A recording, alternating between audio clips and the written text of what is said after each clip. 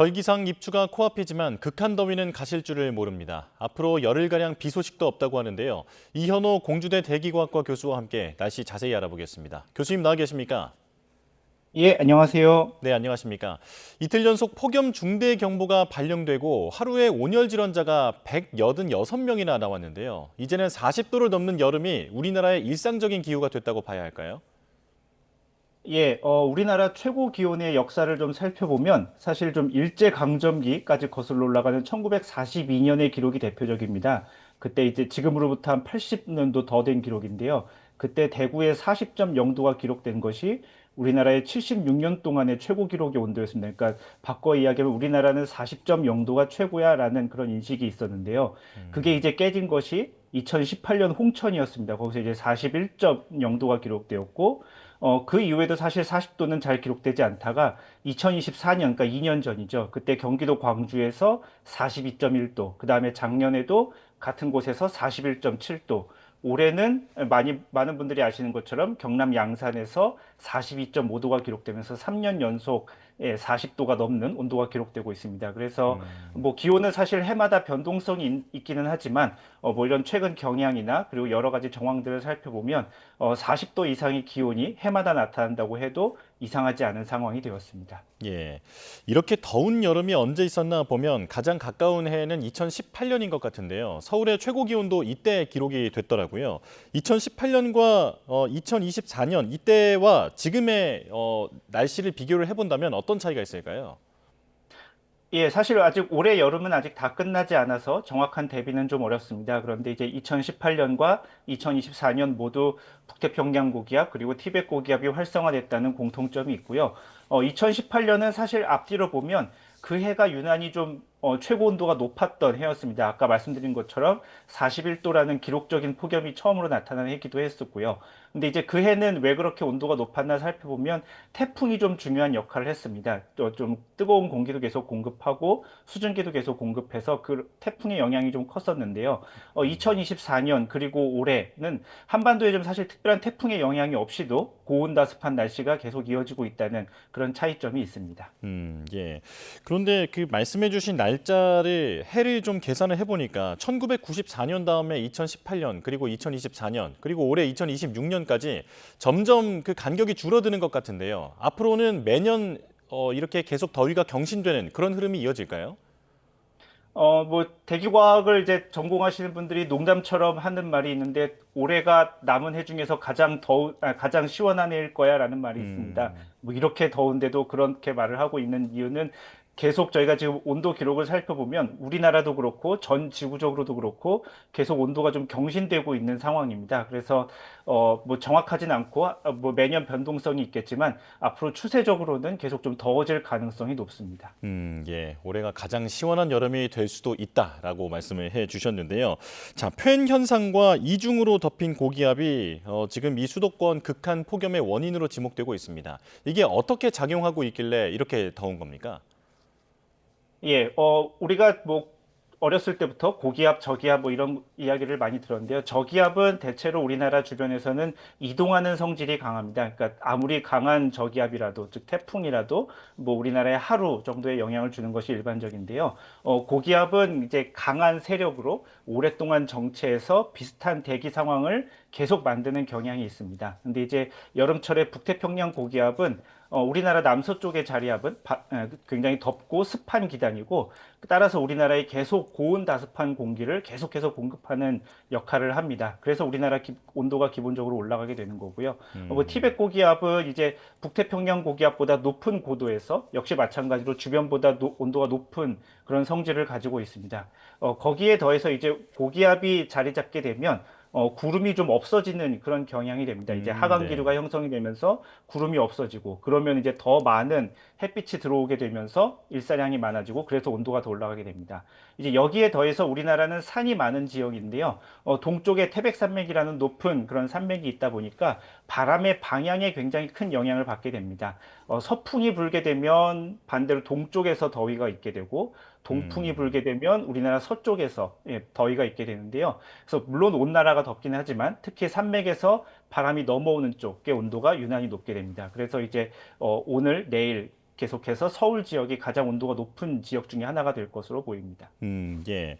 도심 지역은 또 그 열돔 효과, 열섬 효과 이런 얘기도 많이 하지 않습니까? 이것도 영향을 좀 주고 있는 건가요?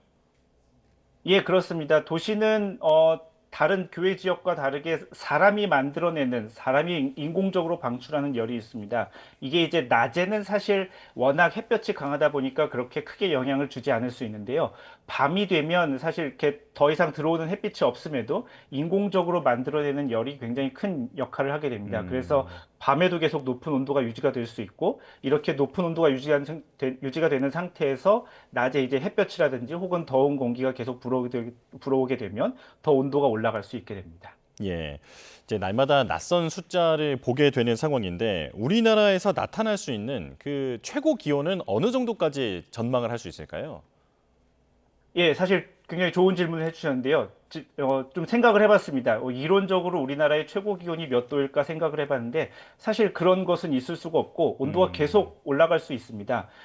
우리 대기과학을 전공하는 사람들이 이제 미래 기후에 대해서 전 세계적으로 시나리오를 세워놓고 컴퓨터로 이제 시뮬레이션 하는 그런 연구가 있는데, 요게 이제 하나의 근거가 될 수 있을 텐데, 이것에 따르면은 만약에 인류가 온실기체를 줄이려는 노력을 하지 않고 최대한 방출만 계속 한다면 음. 2090년대죠. 그러니까 지금의 이제 신생아들이 노인이 되었을 시점에는 지금보다 한 온도가 6도에서 7도 정도까지 기온이 상승할 수 있다는 예측이 있습니다. 그럼 이에 따르면 이제 앞으로 한 60에서 70년 후가 되죠. 그러면은 한반도에서 50도의 기온을 볼 가능성도 배제할 수 없습니다. 아, 예. 그때는 뭐 가을이나 겨울은 아예 없어졌을 것 같습니다. 자, 그렇다면 지금의 더위가 정점은 지났다고 볼 수 있는가? 이게 참 궁금한데요. 어떻게 보십니까? 현재 날씨 예측은 한 열흘 정도가 가능합니다. 그래서 지금 이제 5일이니까 8월 15일 전후까지는 우리가 대강의 기압 배치를 알 수 있는데요. 중국으로 상륙하는 제13호 태풍의 영향으로 해서 북태평양 고기압은 다소 우리나라에서 멀리 떨어져 있을 것으로 보입니다.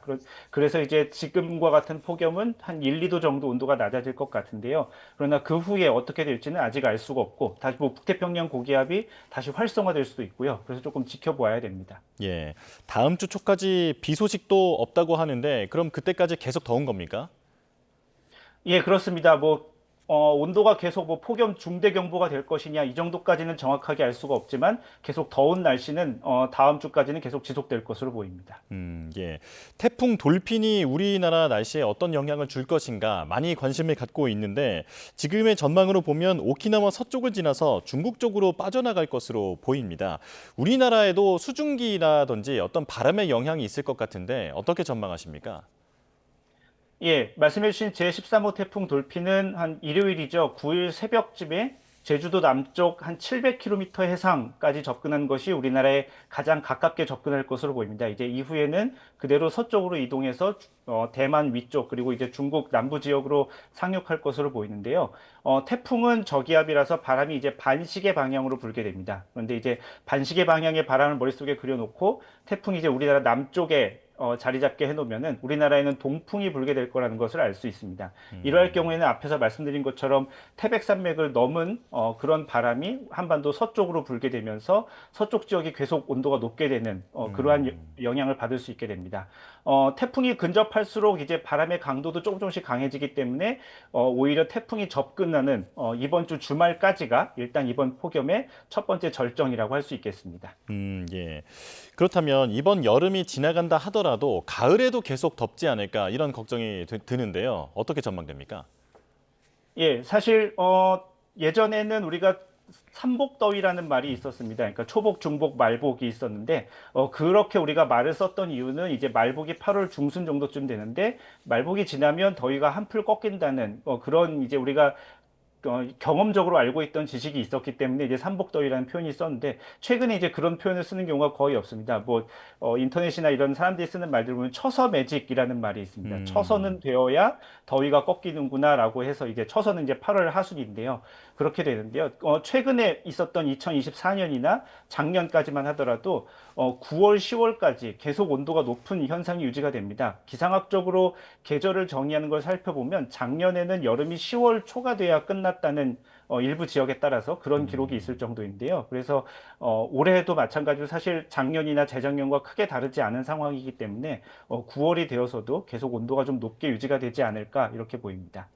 예. 요즘 날씨를 보면 낮 기온은 아주 더워도 밤에 어떨 때는 좀 시원할 때도 있거든요. 열대야가 계속 며칠 이어질 때도 있고 가끔은 어떨 때는 시원하기도 하고 어떤 이유라고 봐야겠습니까? 가장 큰 이유는 수증기입니다. 대기 중에 이제 수증기는 우리가 이산화탄소나 메탄처럼 강한 온실기체 역할을 합니다. 그래서 이제 지면에서 방출되는 에너지가 충분히 사실 밖으로 빠져나갈 수 있으면 밤 동안에 좀 냉각이 될 텐데, 지면에서 열이 방출될 때 이 열이 밖으로 나가지 못하게 잡아두는 역할을 하는 것이 수증기여서요. 낮 동안에 만약에 수증기가 충분히 공급된 상황이 되면 온도가 잘 내려가지 않고 좀 더운 계속 여름을 밤까지도 온도가 높게 되고 반대로 그날이 조금 수증기 공급이 덜 했다면 그래도 조금 선선한 공기를 느낄 수 있습니다. 예. 이런 폭염이 매해 이어지다 보니까 도심 안에도 녹지를 조성하려는 그런 움직임이 활발한 상황인데 이게 실제로 더위를 예방하는 데 도움이 된다고요? 예, 그렇습니다. 녹지를 실제로 만들면 주변보다 뭐 온도가 한 4도에서 5도 가까이 낮아진다는 연구 결과들이 있습니다. 서울만 해도 최근에 국립기상과학원이나 기상청 같은 곳에서 이제 강남 쪽에 있는 선정릉 쪽이나 주변에 있는 도심지와 온도를 관측해 보면서 비교한 연구 결과들이 있는데요. 실제로 보면 녹지를 조성했을 경우에 온도가 한 4도에서 5도 정도까지 내려가는 역할이 있고요. 체감 온도 공식을 살펴보면 실제로 체감 온도는 기온과 그리고 습도의 영향을 받기 때문에 뭐 바람이 어떻게 부는지가 그렇게 영향을 주지는 않지만 이렇게 녹지를 잘 만들고 그리고 공기가 순환될 수 있게 하면 한쪽에 이렇게 국지적으로 쌓인 열과 습도를 해소할 수 있는 환기 효과를 불러일으키기 때문에 추가적으로 온도를 낮출 수 있는 그런 역할을 하게 됩니다. 예. 그리고 요즘 경보를 보면 폭염이 심한 날에는 오존주의보도 함께 나오고는 하는데 폭염과 오존의 농도 이건 어떤 관계가 있는 겁니까? 예, 말씀해 주신 것처럼 사실 여름철에 우리가 오존주의보가 굉장히 자주 발령되는 상황을 우리가 접할 수 있습니다. 그런데 이제 햇빛이 이 오존을 생성하는 가장 중요한 요인입니다. 대기 중에는 이제 이산화질소, 일산화질소, 그리고 이제 산소 요 세 가지 기체가 서로 화학 반응을 해서 오존을 만들어내는데요. 이때 이 반응을 활성화하는 가장 중요한 매개체가 햇빛입니다. 이 햇빛이 요 화학 과정 간에 끼어서 오존 생성 과정을 더 활성화시키는데요. 그래서 햇빛이 강한 날, 구름이 없고 일사가 많은 이런 날이 오존은 특별히 오존 농도가 높아지게 됩니다. 그렇다면 날씨가 아주 덥더라도 구름이 많아서 직사광선이 많이 없는 날에는 오존은 좀 걱정을 덜 해도 되는 겁니까? 예, 그렇습니다. 말씀해 주신 것처럼 물론 기온의 영향도 없지 않을 수 있지만 더 중요한 것은 햇빛이기 때문에 햇빛이 많이 들어오는 날이 오존 농도가 높아지게 됩니다. 예. 바닷물 온도도 문제입니다. 지금 한반도 주변에 그 바다 수온이 28도를 넘어서는 곳이 있다고 하는데 지금 얼마나 심각한 상황입니까? 예, 말씀해 주신 것처럼 사실 해수면 온도가 굉장히 높은 상태가 지금 유지가 되고 있고요. 이게 지금 한두 해 만의 상황은 아니고 저희가 관측 자료를 좀 살펴보면 한 2023년 정도부터 해서 한반도의 평년보다 굉장히 높은 해수면 온도가 지금 몇 년째 좀 유지가 되고 있습니다. 사실 해수면 온도가 평년보다 높습니다라는 이 이야기를 매년 계속 비슷하게 이야기를 해서 좀 이렇게 그 느낌이 좀 떨어질 수 있는데요. 전지구적으로 살펴보면은 굉장히 해수면 온도가 높은 그런 구역에 해당하고 있고요. 그게 지금 몇 년째 계속 유지가 되고 있어서 좀 사실 상당히 심각한 상황이고 어찌 보면 이것이 한두 해 폭염보다 오히려 더 우리나라 날씨에 더 안 좋은 영향을 끼치고 있습니다. 예.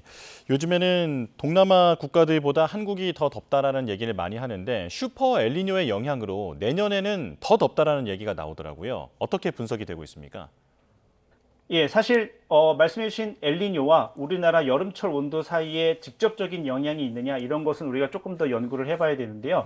현재까지 좀 합의된 상황을 보면 엘니뇨가 강화하게 되면 북태평양 고기압의 세력이 강해지는 것으로 알려져 있습니다. 그럼 이제 북태평양 고기압의 세력이 강해지면 우리나라 여름철을 더 덥고 습하게 만들 가능성이 있기 때문에 일반적으로 이런 엘니뇨 해가 강해지면 엘니뇨가 강한 해에 우리나라 여름철이 더 더워지는 것이 아닌가 이런 생각을 해볼 수 있습니다. 네, 알겠습니다. 이런 더위에 건강 특히 유의해야겠습니다. 지금까지 이현호 공주대 대기과학과 교수와 함께했습니다. 고맙습니다. 예, 감사합니다.